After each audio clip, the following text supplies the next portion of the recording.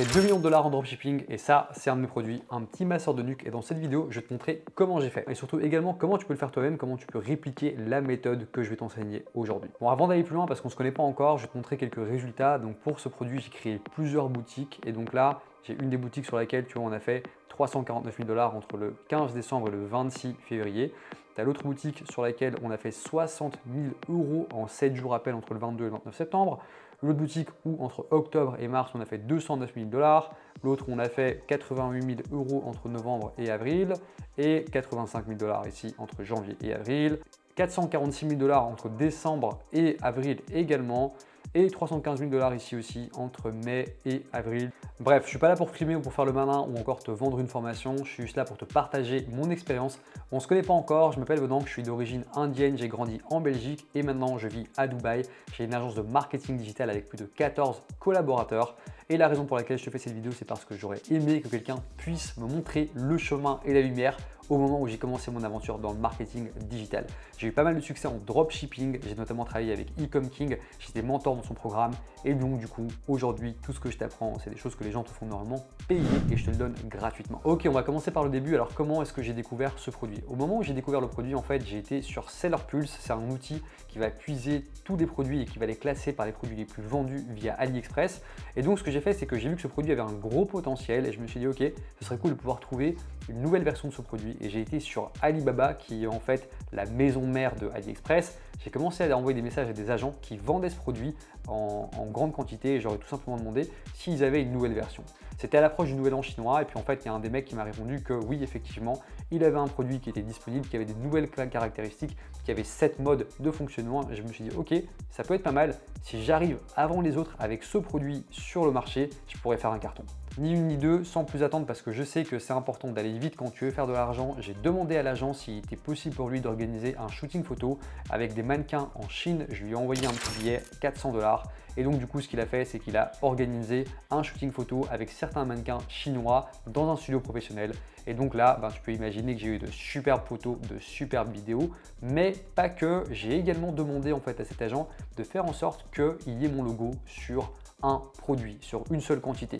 Effectivement, ça coûte un peu plus cher, mais au moins ça me permettait d'avoir des photos et des vidéos de qualité avec un produit où la marque était apposée. Bref, tu comprends, j'ai mis de l'argent dès le départ et en fait avec ça, j'ai pu avoir un superbe site web parce que dès le moment où j'ai reçu ces photos, j'ai eu un site web avec le produit brandé et là déjà rien que là, je me démarquais des autres boutiques. Ce que j'ai fait ensuite, c'est que j'ai demandé à l'agence s'il était possible d'avoir 4 produits de plus, histoire d'avoir 5 produits avec le logo, s'il était possible de me les envoyer directement chez moi en Belgique. Le mec a accepté, certes ça m'a coûté plus cher parce que forcément la quantité était très faible, mais à ce moment-là j'ai obtenu 5 produits avec le logo apposé directement chez moi. Et c'est là que ça devient intéressant. J'ai appelé une bande de potes et j'ai appelé un photographe pour organiser un shooting photo dans mon appartement pour avoir plus de photos et plus de contenu, de sorte à pouvoir véhiculer une image de marque professionnelle sur les réseaux sociaux. Donc déjà rien que là, tu vois la différence entre le mec qui va juste prendre un produit sur AliExpress et le taper sur son site et ce que j'ai fait, il y a déjà de la valeur qui a été créée. Bref, une fois que j'avais le produit, ce que j'ai fait, c'est que j'ai vraiment été regarder ce que faisaient les concurrents sur l'ancienne version du produit.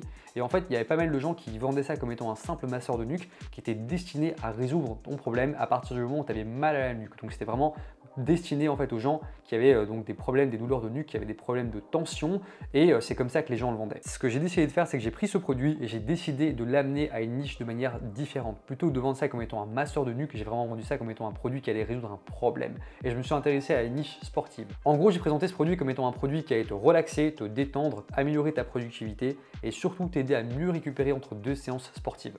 Et donc tu comprends à ce moment que j'ai encore une fois rajouté de la valeur sur le produit parce que ce que j'ai fait, c'est que au lieu d'utiliser un axe, un angle que tout le monde allait utiliser, je me suis mis dans une niche et donc du coup j'avais moins de compétition. Bref, on arrive au stade où j'ai un super site web avec de superbes photos, j'ai une image de marque qui est sérieuse et j'arrive sur une niche où les gens n'allaient pas avec ce produit. Et donc là, ce que j'ai décidé de faire, c'est que j'ai décidé de créer une liste avec une centaine d'influenceurs en Europe, de micro et de nano-influenceurs. Donc en Europe dans la niche du sport. Et donc j'ai commencé en fait à recueillir leur adresse email. Je leur ai envoyé en fait tout simplement un email leur proposant une collaboration. Je te passe les détails, mais tu retrouveras le template donc à la fin de cette vidéo. Et dans cet email, ce que je leur disais, c'était que en fait, en gros, j'aimais beaucoup leur profil, la valeur qu'ils donnaient et également leur communauté, et que je voulais aider leur communauté avec un produit incroyable qui allait leur permettre de mieux récupérer entre les séances. Très important, au moment où j'ai envoyé l'email, j'ai vraiment utilisé une adresse mail avec une syntaxe professionnelle, donc prénom.nom, et j'ai créé donc également une position au sein de mon entreprise. Donc la personne qui a envoyé l'email se présentait comme étant le marketing manager de la boîte, donc tu vois jusqu'où on a été pour pousser le niveau de sérieux et le branding dans la boîte. Bref, on trouve des influenceurs et certains nous demandent 200 et 500 $. On se dit ok, let's go, on va tester, ils ont une belle communauté. On avait fait nos calculs et on se disait que tout simplement qu'on allait au minimum être break-even, donc être flat, donc pas faire de profit ni de perte. Et ce qu'on a fait avec ma femme, c'est qu'on a tout simplement été à la poste, on a emballé les produits soigneusement, on a glissé un petit mot à la main, hop, boum, et on a envoyé ça directement chez les influenceurs. Dès le moment où ils ont reçu le produit, on leur a envoyé le brief, ce qu'on voulait exactement en termes de promotion, ce qu'on voulait qu'ils suivent comme instruction et également la manière dont ils allaient être rétribués était déjà convenu. On leur a fait signer un contrat pour que tout soit carré et puis c'était dans la boîte. On arrive maintenant au plus important, la stratégie marketing qu'on a utilisée pour faire de ce produit un réel succès. Alors que beaucoup de gens utilisent les influenceurs comme étant un aspirateur et envoient du trafic directement sur une page de vente et confrontent directement l'audience au produit, on a choisi d'opérer via une stratégie différente. Ce qu'on a fait, c'est qu'on a demandé à chacun des influenceurs d'envoyer leur audience vers une page où les gens pouvaient s'inscrire pour avoir le produit à un tarif promotionnel avec des bonus offerts. Ok, donc on n'avait pas encore de prix, pas encore d'éléments marketing qui étaient mis en avant.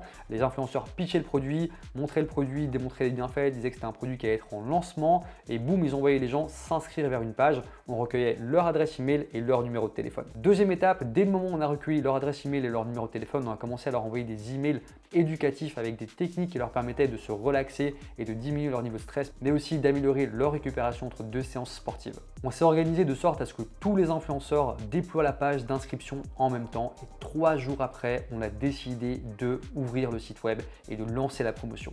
Ce qu'on a fait, c'est qu'on a envoyé des emails, des SMS à toute la base, à toutes les personnes qui s'étaient inscrites, mais également on a demandé aux influenceurs de communiquer sur le fait que le produit était enfin accessible et que les quantités étaient limitées. Bien sûr, au préalable, ce qu'on a fait, c'est qu'on s'est assuré d'installer nos codes de tracking, donc nos pixels Facebook, TikTok, Google, etc., de toutes les plateformes publicitaires pour être certain qu'on recueille un maximum de données et qu'on puisse faire grossir le pixel pour que l'algorithme puisse aller chercher des prospects idéaux une fois qu'on ferait de la publicité. Et donc, boum, on a eu 20 000 visiteurs en un jour sur le site web. Je te laisse imaginer le carnage, on a eu énormément de commandes. En plus de ça, on avait des emails de panier abandonnés, des pubs en retargeting. On avait vraiment fait une promotion qui était super bien orchestrée. Tu le verras à l'écran, on a fait 60 000 € en 7 jours et on a tout réinvesti en publicité après avoir payé nos produits. Donc on avait à peu près un budget disponible de 30 000 € et c'est là qu'on a commencé à faire un réel carnage. Ce qu'on a décidé de faire également, c'est qu'on a créé nos propres boutiques concurrentes. Donc on s'est créé nos propres concurrents, même produit avec un logo différent, un nom différent pour créer des barrières à l'entrée pour que les gens se disent que le marché était saturé pour ne pas qu'on ait d'autres concurrents qui essaient de nous piquer notre produit et notre idée. Bref, c'est vraiment comme ça qu'on a plié le marché avec ce produit. C'était une super belle expérience et maintenant il y a quelque chose que tu dois retenir. La première chose que tu dois savoir, c'est que notre produit, il n'a rien à voir avec le fait que ce soit un produit gagnant ou une niche gagnante ou que sais-je. Comme tu sais, on a pris un produit qui était commun. Certes, il y avait de nouvelles caractéristiques, mais par contre, on a été très bon en marketing. On a choisi les bons angles, on a vraiment utilisé les angles marketing qui étaient forts et qui étaient destinés aux sportifs et on a compris l'avatar. Et en fait, c'est là où je veux en venir. Tu peux faire la même chose à partir du moment où tu es bon en marketing, à partir du moment où tu comprends comment avoir une belle page de vente, à partir du moment où tu comprends comment véhiculer les bénéfices d'un produit, à partir du moment où tu comprends comment impacter, comment avoir une stratégie qui est forte pour faire en sorte que les gens s'intéressent à toi, leur donner de la valeur et pour qu'ils achètent ensuite. Il faut aussi que tu comprennes comment jouer avec le sentiment d'urgence et comment faire en sorte que tu puisses compresser les gens pour qu'ils puissent acheter rapidement.